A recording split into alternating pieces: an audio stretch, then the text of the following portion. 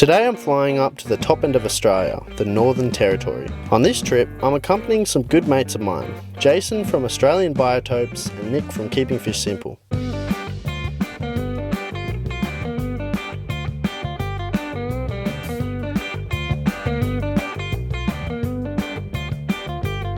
The plan is to start in Darwin and map our way through some jaw-dropping scenery, right down to the beautiful Katherine Gorge. Then back up through Kakadu, back to Darwin again. Along the way we meet some Aussie neighbours, such as Crocs. There he goes. Snakes. Oh dude, there's a snake! Oh, fucking cool. Dude, this is crazy. Spiders. Is there a spider on the back of my neck? Yep. Oh, what? Yuck. What? Can you brush it off, please? Yeah. Oh, it's no good asking, man. They're fucking scared of me. Don't throw it on me. I didn't throw it on you. Fucking Tens of thousands of bloody bugs. Can you see that? Yeah. It's just like... Dude, I'm turning... Buffalo. And some of Australia's most unique and beautiful aquarium fish. as big as my hand. Ginormous. Get some water. I've always had the urge to fly to the Northern Territory, but never really thought it would happen, so to be here now is a for real experience. We kick off our adventure at Darwin Airport, where we meet up with Dave Wilson, an expert on the native species of Australia and even owns his own aquaculture facility called Aquarium. Oh, that's what I need right about now, one of them bloody things. Nice coffee. Yeah. Okay, they take 250 to 300 crocodiles out of the harbour each year. Who hasn't been to Darwin before? Me. None of us. Oh fuck, we'll go for the drive around the harbour thing. Dave then takes us on a quick tour around Darwin, before dropping us at our first and only accommodation on the trip.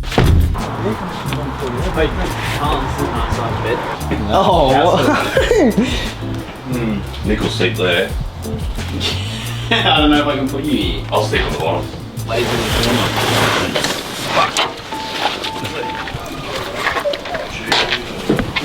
Goggles and everything. Just about. 30 bags of chips. After a good night's sleep, the boys and I awake bright and early to meet up with Dave again. Dave is going to take us on a tour of a couple of the local creeks in the area.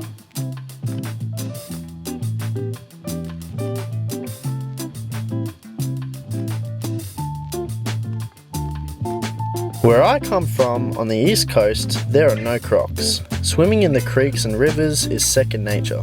However, the top end of Australia, swimming here is a matter of life and death. Each and every waterhole has the potential to be hiding crocodiles. Wait, so is this where he said he saw the croc? Yeah, 3 metre one. 3 metre. I'm just sketched out about Crocs now. Needs to be croc bait, standing in front of me. I'll drive in. Come on, you boys, jump in. Oh shit. You You saw a 3 metre croc here last time. Yeah, there's one here just somewhere. He gets up on the road there. As the heat of the day turns into the heat of the night, animals of all different kinds start to emerge. The perfect time for a collecting adventure. Dave, being an expert on these things, takes us to a spotty nose just out of town. You've heard about chirpies, haven't you? No. You get it from Kitchen the Budgie and it's untweetable. Well, the fish hiding along the edge. Yeah. Getting away from all the predators. I wonder what's out there. We've got a net.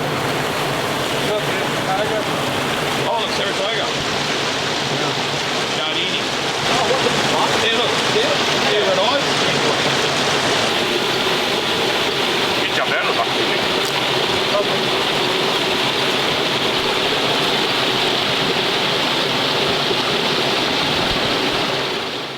And just like that, the apex predator disappears. Luckily, these creeks hold a lot more in store for us than just Saratoga. The next catch was a Hurdle's catfish.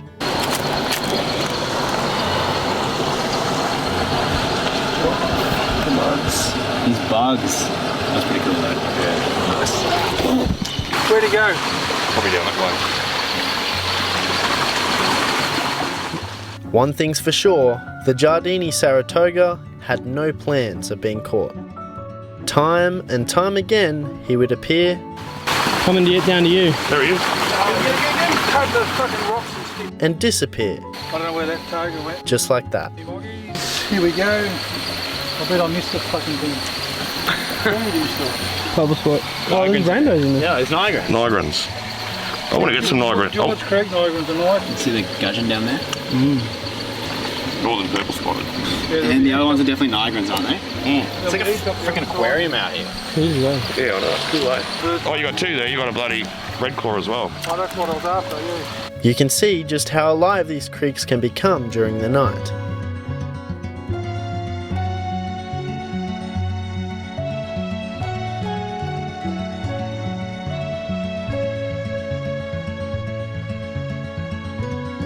Here, don't film me. I'm gonna have a piss. Sure. Oh, you can film me if you want.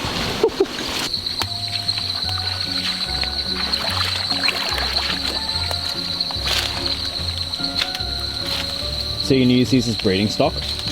Yeah, Got him? 2, 3, I got 3. That's it. Beauty. Got a bit of red on their tails, they look nice looking ones. Eel, eel, eel, eel. Take that, throw that up the bank, catch him, put him in the bucket. That's a single-gilled eel. Don't let him get away, don't let him back near the water. Pick him up, he won't hurt you. And grab the little gun. You bring me the bucket, I can't keep him in the hand. So you got Look at the eel, what the hell? to get the leaves out. I fished a non-guttural single-gilled eel. Another nice one. It's a nice big one, eh? That's sick, dude. You reckon it's a pair? I have no clue. What they are.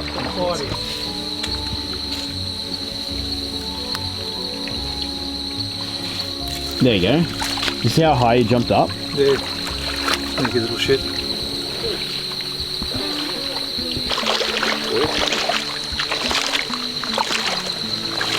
Here's a good one. Look at this one. Catch that one. Oh, there. That's a That's a leaf. leaf. No, there's a fucking big. He's in front of my net here. Look. Already got one in this net. Oh, there's a fucking beauty. You got him. Yeehaw. Oh. It's a big one. That's a muggy. Look at the size of that. What the heck? Wait, that's huge. I don't know how you can describe. That's like hand size. 5 inches. Yeah. Wow. There's a couple of nice big ones in there. Look. What didn't anyone want any? No, people wanted them. No, people want them. They were selling them at the auctions. Here, 2 big ones. Nice. Look at that. They're such an interesting fish. Yeah. These would be a good ones for you. These would be a good one for you to breed. Yeah. About 20 centimetres, these ones. 20 centimetres. Yeah, big one. On your day? They're not going to do anything to you. Yeah, no, I just want to see it. So he was just cooling on your back. They just. I don't know where he went that time. St Andrew's Cross, whatever they call him. A little macrobrachium buller, and he walked through all of that. You're a brave man. Why are you? Dave just called you brave. I just don't give a fuck about them. Is there a spider on the back of my neck? Yep. Oh, what? Yuck. What? Can you brush it off, please? Yeah. It's no good asking them. They're fucking scared of me. That's your job. Yeah. Throw it on me. I didn't throw it on you. It fucking swung around on you. Is it gone? Yeah. Here, look at this one. Thank you. There's a water Oh, spoon. that's fucked, man. What a beauty. Wahoo. What are they, just golden orbs? St Andrew's cross spiders or something like that. There you go. What is that? Dude, there's a snake. Oh, fucking cool. Careful, it's not a venomous one. What is it, a baby grave? Dude, this is crazy. Dude, that was in, like, literally. Looks like a little green tree snake. What is it? I'm going to bite you, whatever it is.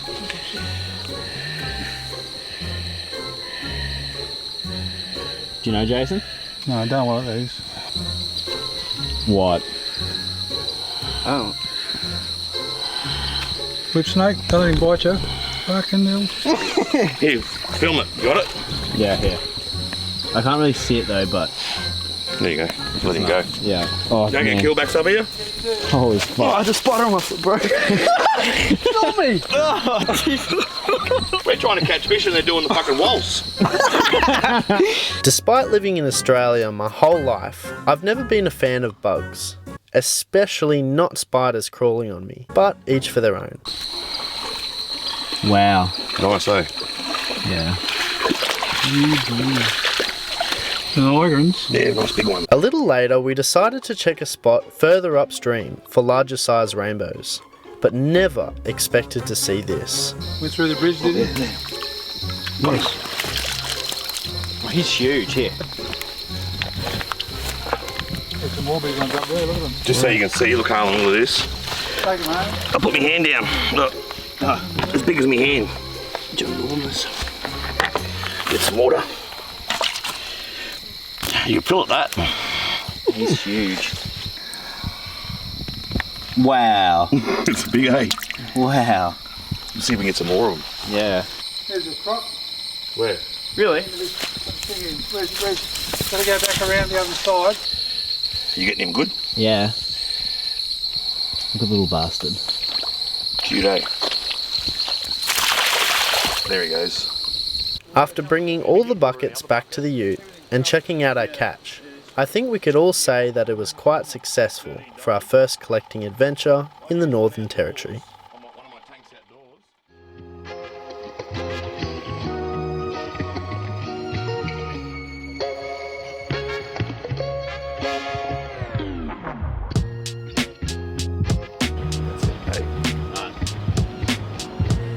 Rental car.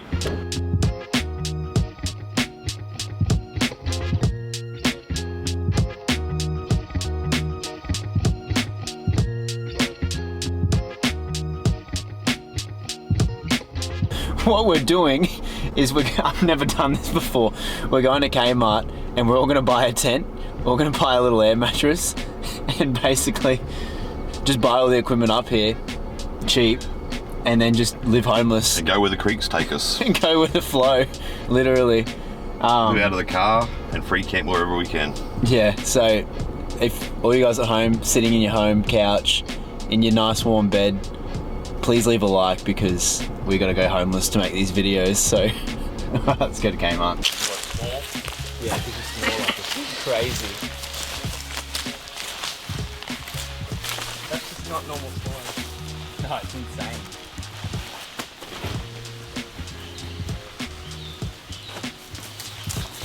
So Jason, why is your tent here and why are mine, Harlan's tent's over there? Because I snore bad. Like bad. The worst I've ever heard. One of the times, like, I mean, even last night, you should have seen us in that I've never heard these two ladies whinge so much. Last night, we were all in the same room and it's like... It's like a two-stroke. It's like, it sounds like a motor. So we've positioned ourselves further away, but look at this. This is paradise. This is luxury. And literally just in those tree lines there, saltwater crocodiles. Camping at its finest. Yeah, 50 meters away from Salties. You can definitely get a little, like, week-long camping setup for less than $50. Yeah, if you need to. Yeah, if you needed to. Yeah, it makes it easier to pack too. Like, you just pack lighter. And then you can also just, you know, like, you just go to, like, Woolies, buy some dinner, go around, like... Yeah, we'll get a cheap fruit box for an esky. Yeah. Yeah, it's not hard. The main point is it's not hard to get out and do these things. Like, it's quite easy. Like, we came here with no plans and we're sorted. Just got to stop saying goner and do it. Yep, no more gunners. So we've just pulled up here to check out this little drain as we wait for dinner. And Harlan was just sitting down here looking in the creek, but he noticed these ants. He's getting attacked by them. He's getting attacked by them, and we thought they might be fire ants. No, they're not fire ants. They're little green tree ants. But there's something interesting. So, you can take a tail end of one of these and it tastes like lemon. And the Aboriginals actually use it as a bush medicine. So what do you do? Like a cough cold mixture. You get one of the nests. I see the little green ants here, look, they climb on you. Their little tails, you put your tongue on them. They taste like citric acid. And what they do is they get the nests out of the trees. It's like a big ball with all the leaves sewn together. And they break it open, put it into a billy can, rinse it all out, and it turns into a little like cough mixture, like a lemon juice. But what, so you, And they also get like vitamin C out of it and that. so you just grab the ants and just lick their tails? Yeah, and they squirt the citric acid out. It tastes like lemon. What the hell? Nice, eh? Yeah. What the heck? That's their defence, but tastes good too. It tastes like literally licking a lemon. That night, the boys and I decided to go on a bit of a mission to find out what kind of small creatures were lurking around our campground, besides the crocs down near the river. We didn't need to walk far before we stumbled upon our first critter, a Burton's legless lizard.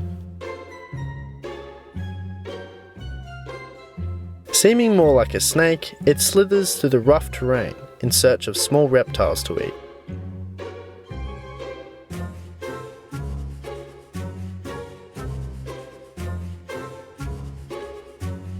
Not far away, a reptile far more dangerous makes a beeline for the bush. But not all creatures take to the ground. Up in the trees, life is just as busy. This is a green tree frog.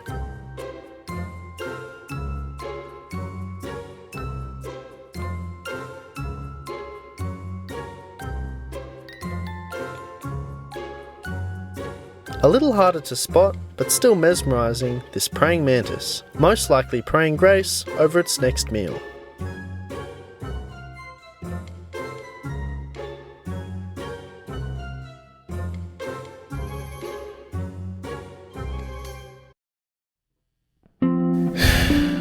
With the air of a fresh day in our lungs, we hit the road heading south.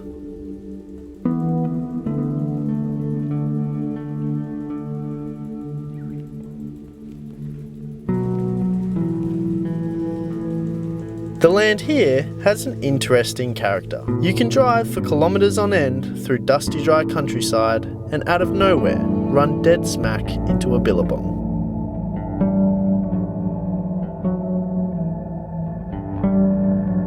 To the passing eye, it may seem rather uneventful.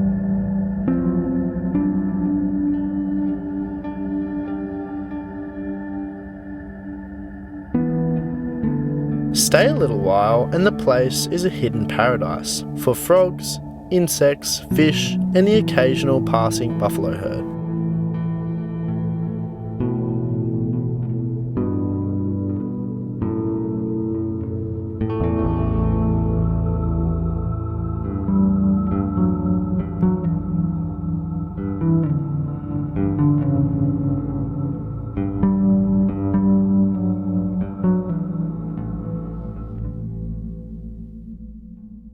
This particular dance by a praying mantis really says something about what's required to stay alive here. His moves replicate a stick or a leaf gently moving back and forth in the wind, making it difficult for a predator or prey to needle out any specific or direct movements that could be a potential threat.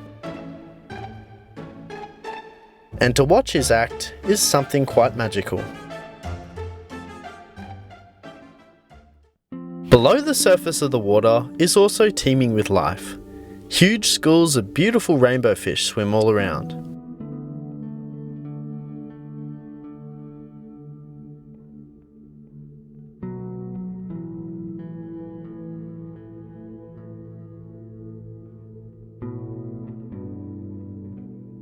And many diverse types of delicate plants carpet the billabong, a true paradise, both below and above.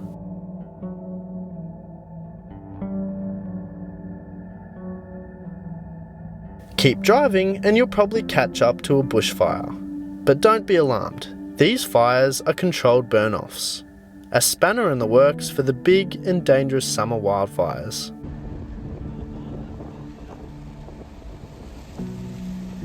These burn-offs help destroy highly flammable natural material that could be fuel for those deadly wildfires.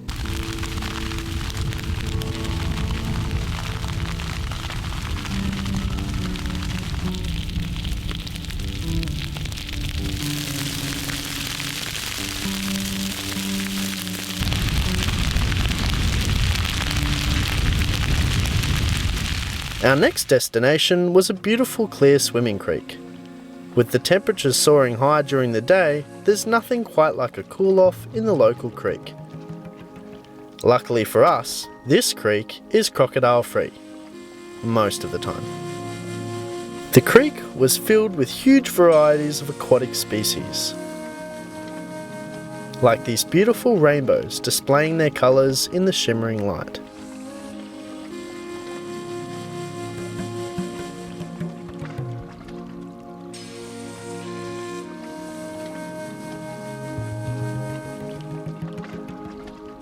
Rainbow fish lay hundreds of eggs every day, but only in the mornings and evenings. In a creek like this, these tree roots would be the perfect location.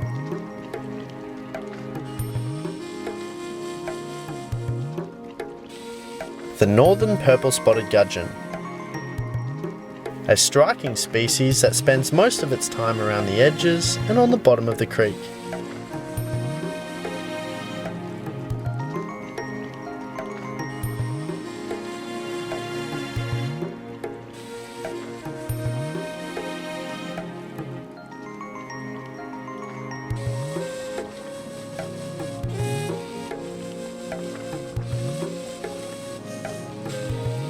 During the day, rainbows shoal together in large schools all around the creek, particularly in fast-flowing areas such as this.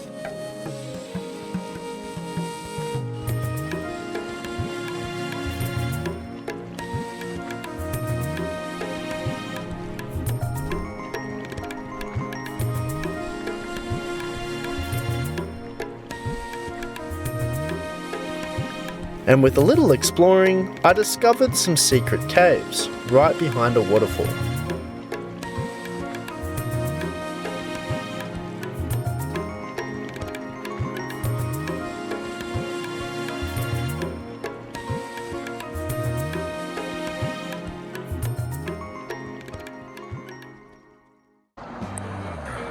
There's a huge cave behind the waterfall, and that's where that was.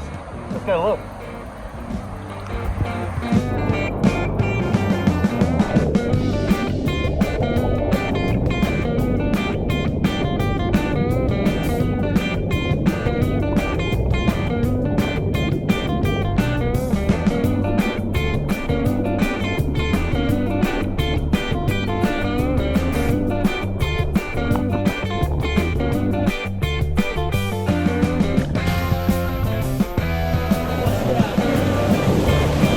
Nick, Jason and I were having the time of our lives just swimming around in the nice cool water, an incredibly refreshing part of our day.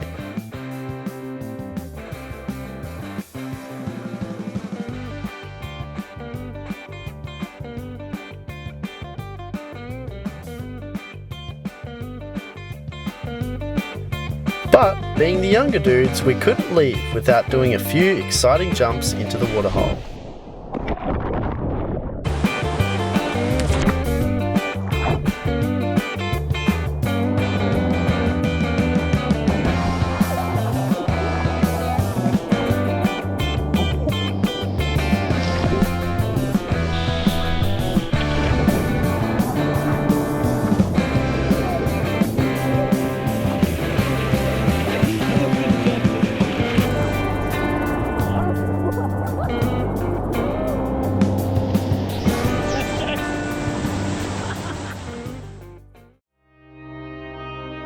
Now 430 kilometres from the coast, we arrive at Bitter Springs. Here lies one of the most pristine aquatic ecosystems I have ever encountered. Every day around 30 million litres rise from underground, filling this beautiful thermal pool with fresh water.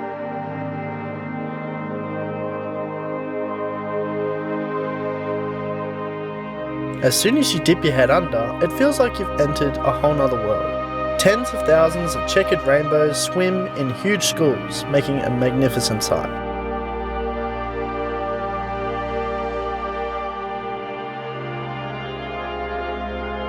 Here you can see how rainbow fish need the company of their own. And in big schools, you can really see their stunning colours.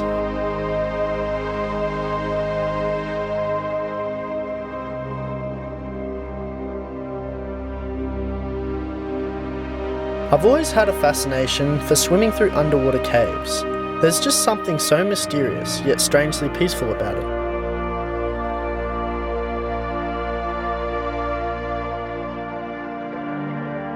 So with the sheer number of rock shelves and crevices, I made good work of exploring every one.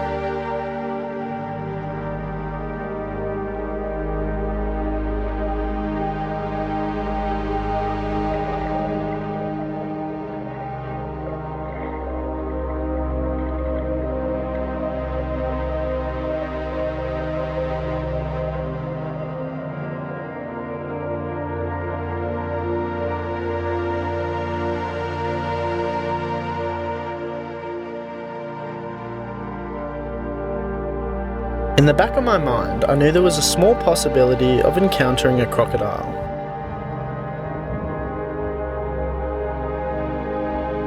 The chances, however, of there being crocs in this spring is quite low, as park rangers check this spot regularly. Nonetheless, after the wet season, it is quite common for saltwater crocs to find their way in here, in which case they will be caught and moved to a different location. Nick, Jason and I spent a very long time just snorkeling all throughout the creek and enjoying all the different angles it had to offer. Around every bend was a whole new underwater landscape to be explored.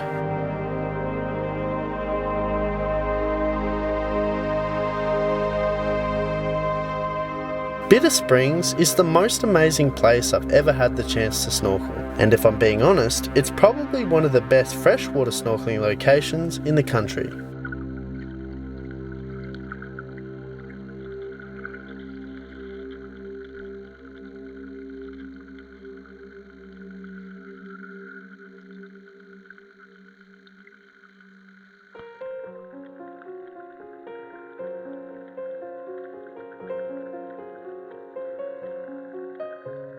Being able to float around in the current just like the rainbow fish was very relaxing.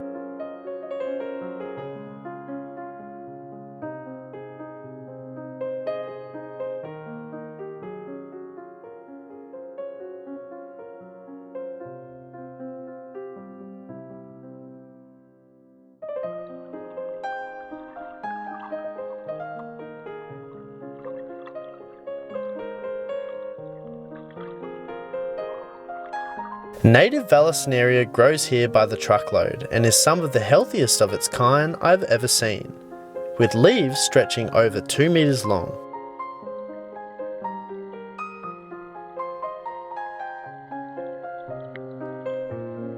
Jason even managed to find a sneaky little turtle swimming amongst the plants.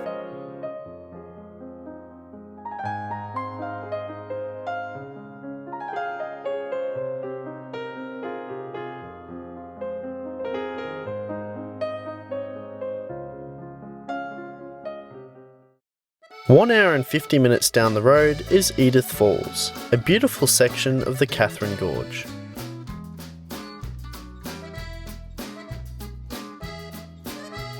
The main pool was unfortunately closed for swimming due to a 5-metre saltwater crocodile. Luckily, the falls are big enough to prevent any salties from advancing any further upstream, so the next 2 pools above are fairly safe for swimming, with a slight possibility of the far less dangerous freshwater crocodiles.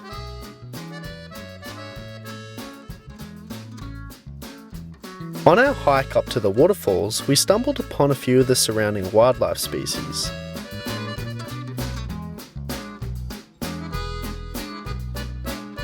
Some were very friendly and didn't seem to be bothered by our presence.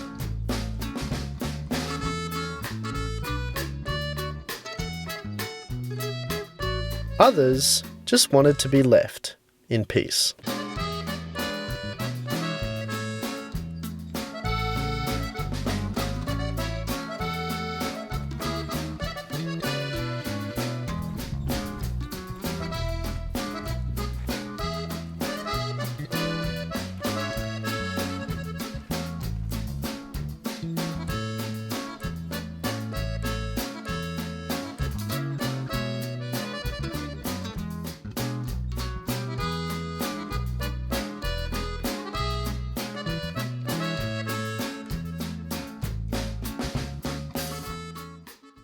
There's this little pond up in here. It's actually just a pond. And there's little lilies, there's little rainbows in here. And a heap of plants. Look at that. How sick is that? Don't want to go in there. Somehow, although high on a cliff ledge, this little waterhole has fish.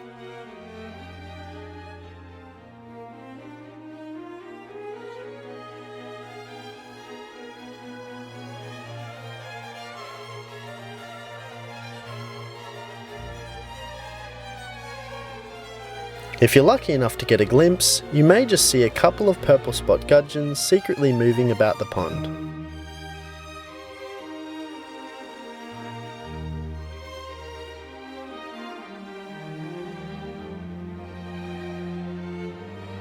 Found this little pool. So I want to try to see how deep it is. I kept finding more and more little pools, except this one seemed to be a bottomless pit. For some reason, the thought of a cave with no immediate bottom scared the absolute shit out of me. This is the pool. That's my foot. Freaking deep. I did it a second time, hoping that if I fully hopped in, I could touch the bottom. But again, my feet never came in contact with anything.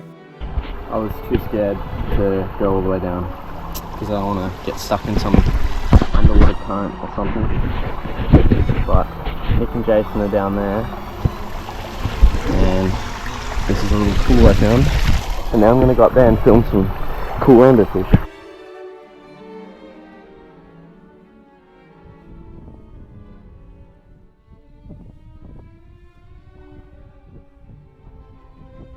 The next few pools consisted of a few interesting species: rainbow fish, glassfish, and gudgeons.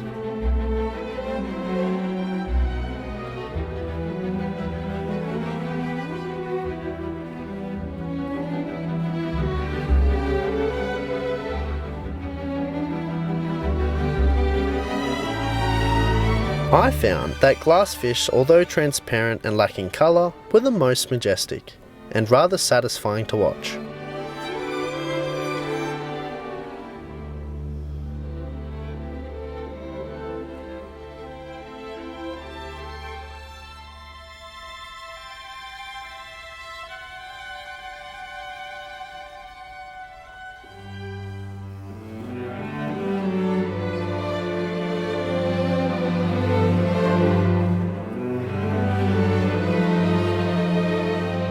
And just like that, we were off again, this time in search of ant nests. These are not just any old ant nests, these are cathedral termite mounds. The tallest mounds can tower over 8 metres high, with an impressive age of 100 years old. Look at the size. Amazing. Like, I'm not a tall bloke, but this is pretty massive. How old do you reckon they'd be? This one's probably about 50 or 60 years old. Another interesting fact about these is you get things like goannas and that, and they dig a hole in it, lay their eggs, then the termites build a nest over it, and it takes like 8 months for a goanna to hatch. So in that 8 months time they're incubated and they're looked after by the termites. Then they can dig themselves out. They've been looked after that whole time. The little brother of the cathedral mound is the magnetic termite mounds. These have a very fascinating design. Magnetic termites build these really interesting flat mounds. Like you can see here, the plate that they build goes perfectly from south to north, and I can prove it. If you come here and check out my compass on my phone, you'll see this termite mound is perfectly pointing south. What's that? The fuck? Oh. And look at it, it perfectly is pointing south. Perfectly in line. So, there is a few reasons for this. They face this direction because the sun comes up in the east and goes down in the west. So when the sun comes up in the east and you've got one side in full sun, they've got shade on the other side where they can do their work. And then when the sun goes down in the afternoon and hits the western side, they can move over to the other side of the mound and stay in the shade on the eastern side. They want like a very specific type of climate, so this shape just helps them achieve that. But another interesting thing is, back in the day, navigators used to use these magnetic termite mounds to tell which way they were going, as well as the sun. Just like a compass. So a compass. Yeah. And the interesting thing about these is they live on black soil plains. They live on floodland, where the Cathedral ones live on high ground that's well drained. So these ones must be able to withstand a bit more moisture, the way they're built, where the other ones have to sit high and dry, otherwise they get flooded out. So the Cathedral ones are probably further under the ground. But another interesting thing is the Cathedral ones, we've seen a couple of them that were like 50 years old, so it's kind of amazing to think that they started building those nests when I was a baby. Yeah. I'm 52 years old now, and they're actually older than me. Yeah, it's actually pretty wild. Pretty wild, a tiny little creature like this makes an impressive little structure like that. While driving throughout the Northern Territory, it's almost impossible not to see water buffalo.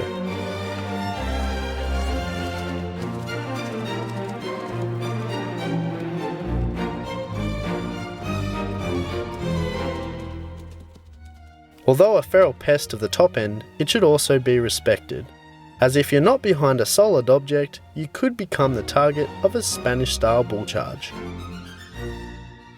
As intimidating as they are, they also possess an extraordinary defense mechanism.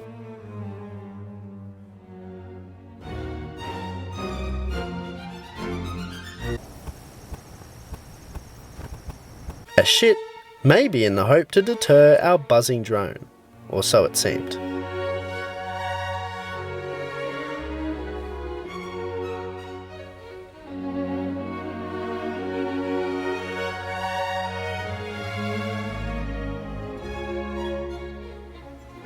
As we continued, we started to run into some of the bigger water bodies in the area, which in contrast had very different species to the smaller billabongs and creeks we had previously explored.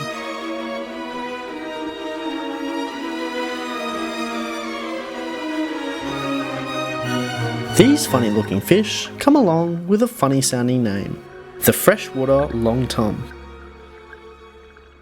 At max size being just under a metre and bodies perfectly aerodynamic, the long tom is a unique predator for small fish and surface dwelling insects.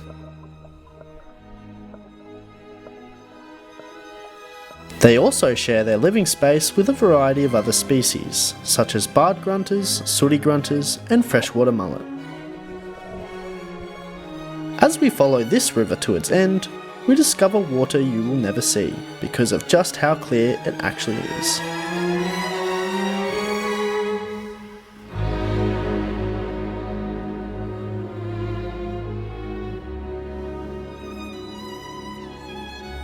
This particular spot houses something truly jumpy. Frogs of all kinds inhabit this region because of the incredible abundance of pure water and delicate plant species. As day 7 of our trip comes to an end, we all embark on another night adventure in search of nocturnal animals. Surprisingly, the road around here is very much alive. The heat of the day stores perfectly in the road for cold-blooded reptiles at night.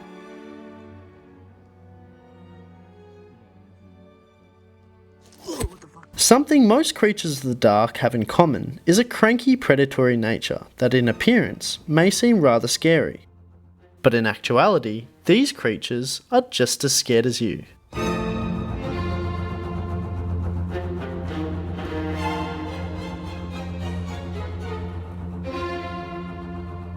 This is a black-headed python, a non-venomous species of the Northern Territory.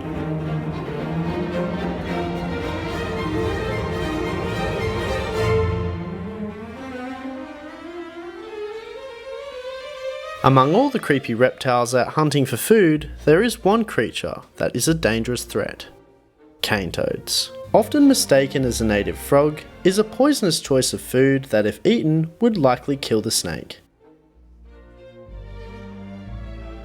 Another natural beauty of the darkness are velvet geckos, a camper of rocky outcrops and bark of eucalyptus trees.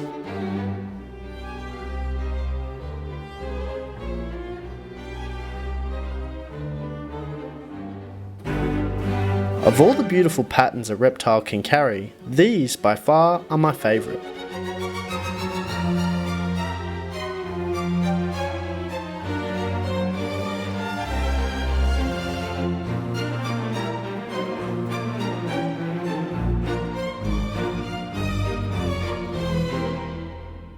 The next day we were up early again, this time on our way back to Darwin.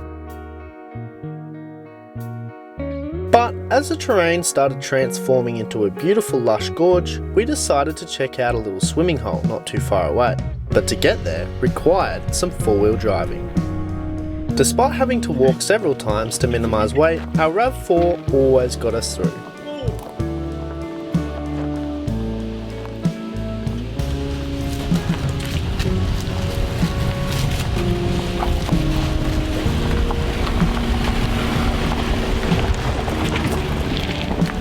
As we arrived, we were treated with one of the most spectacular sights.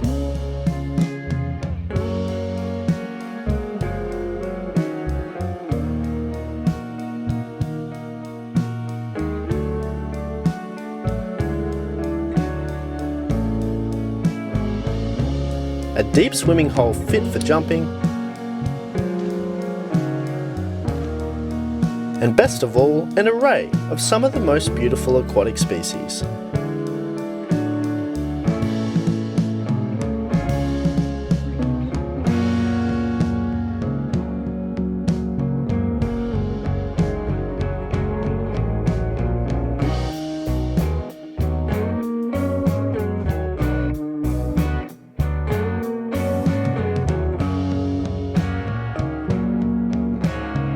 Every square inch of this pool was packed with an incredible variety of fish. Being able to watch species we would usually be looking at in an aquarium swimming wild was a real treat.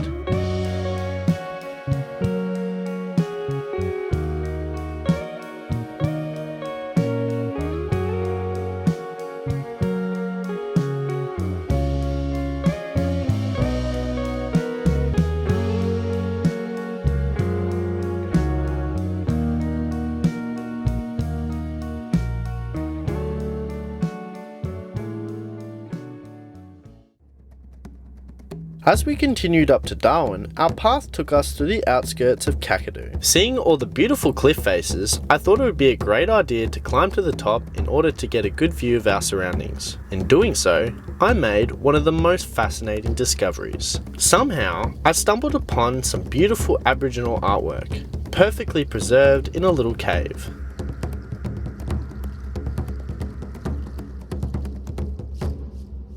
A sawfish there. Yeah, because you've got like the fish, and then you got like the saw, and there's like a dude here hunting. That's so cool. And then I don't know what that is, but there's heaps of people. There's like tons of people standing there. Back. Get up. It's so cool.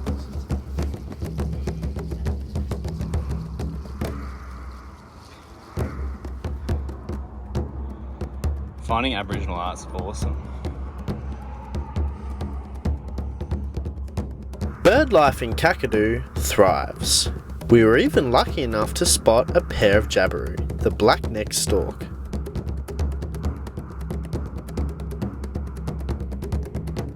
These birds may look small through a camera, but do not be deceived. A jabiru's wingspan is nearly 3 meters across and can weigh up to 9 kilos.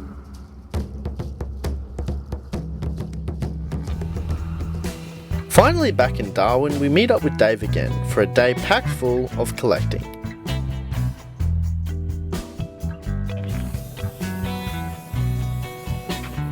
The back of your neck, your hair.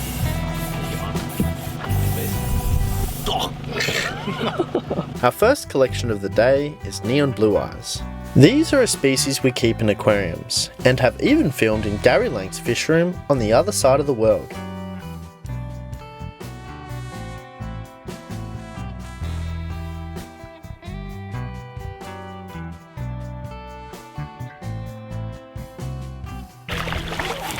A little more jumping.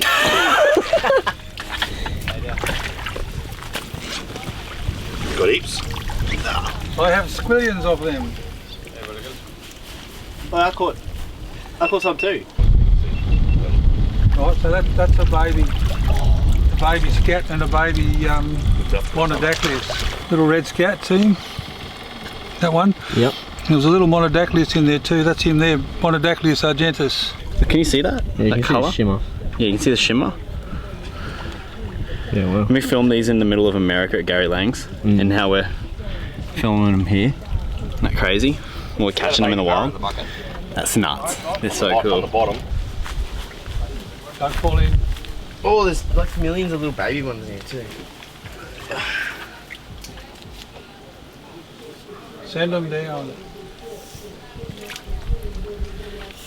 That's it. Look at that. Beautiful. It'll do. Thousands and thousands of them. Oh, look, look at that. Shells. How many we got? We got a few. Heaps. Yeah, that's so cool. Oh, it feels freaky. Yeah, I like touching stuff like that, eh? Yeah, it feels weird. Yeah, he doesn't like the bugs. It's so funny. Every time it's like a bug, he goes, oh, it's a spider. This little creek is where those fish you were filming in the United States came from. Yeah, isn't that crazy? Yeah. Right in this little spot. Just here, right here. You fly into the middle of America in winter. Yeah. It's snowing outside, but these fish are in someone's basement. Yeah. That's just wild. Right from this little drain. Just from this drain here. All the fish throughout Europe, all over the place that we grew at home, all came from here. And they're particularly nice because they've got long fins. Yeah.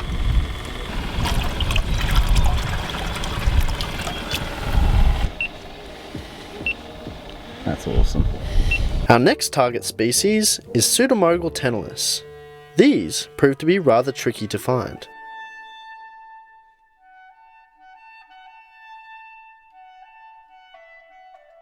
They look like tenalis to me, maybe because there's some gudgeons in there, but these ones here don't look like rainbows. No, they don't.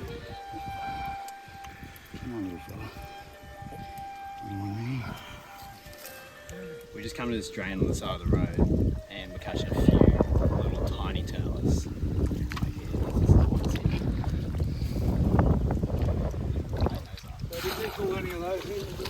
Definitely, yeah.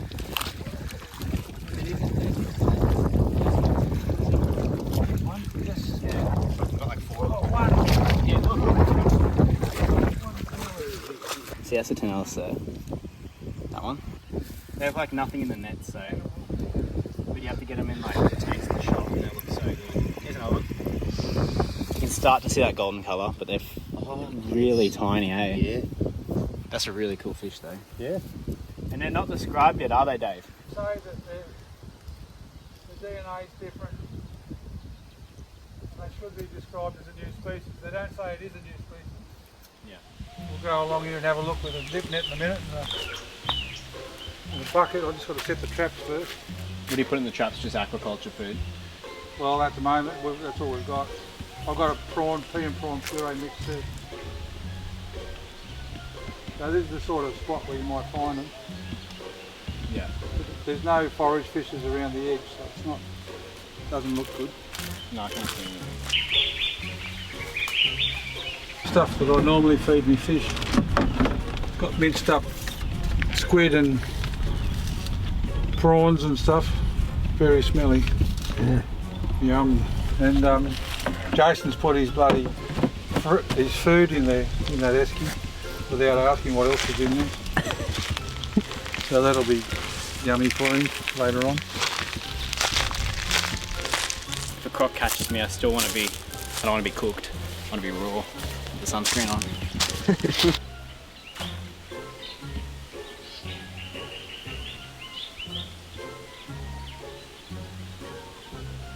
Can you see him there? I don't know. There is Goldens, I think. The shitty stirred up. They're going into that to see if they can eat something, I think. So, hopefully they find that smelly shit over there and then they go in the trap. What a weird fish. They're a nice size blue, aren't They're pretty big. they? Yeah. Despite numerous attempts to catch the golden blue eye, we simply just couldn't find any.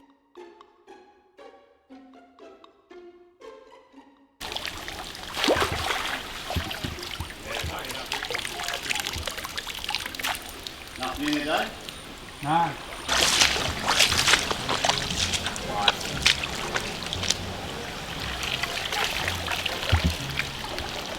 Anything?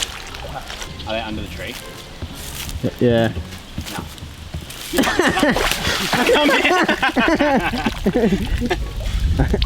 Matt, you got one? Nah, I didn't.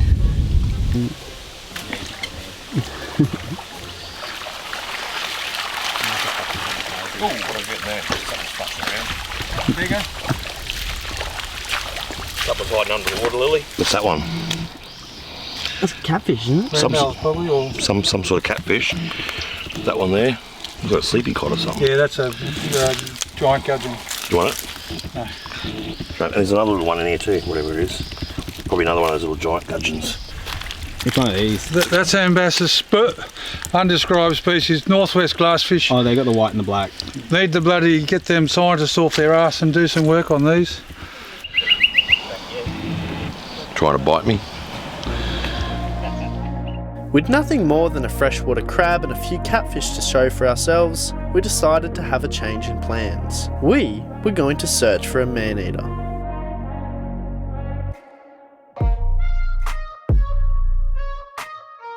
With a quick off-road detour, we arrived at a flooded river crossing, a stomping ground for the notorious saltwater crocodile. In the blink of an eye, we spotted our first croc. Not exactly a man-eater at roughly 3 meters long, but I sure wouldn't like to be bitten by one of this size.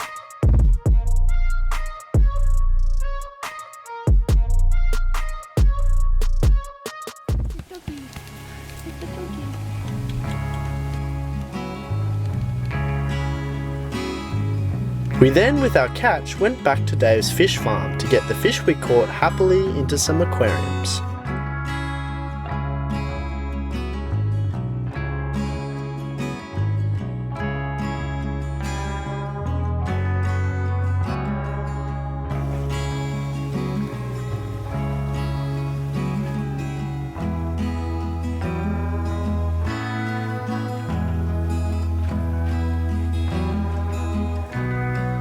Fresh water, seawater, Mixture. 50-50. Equals brackish.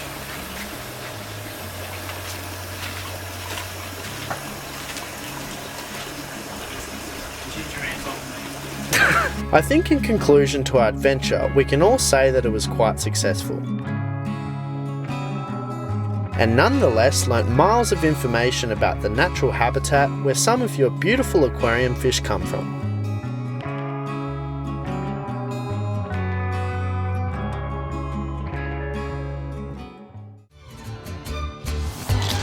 Just can't wait to get out of this bug infested.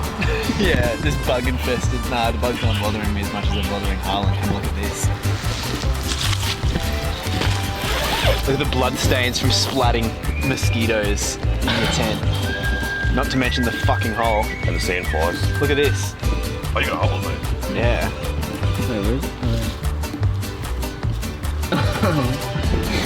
Stupid This is what happens. This is what happens when you camp on the cheap.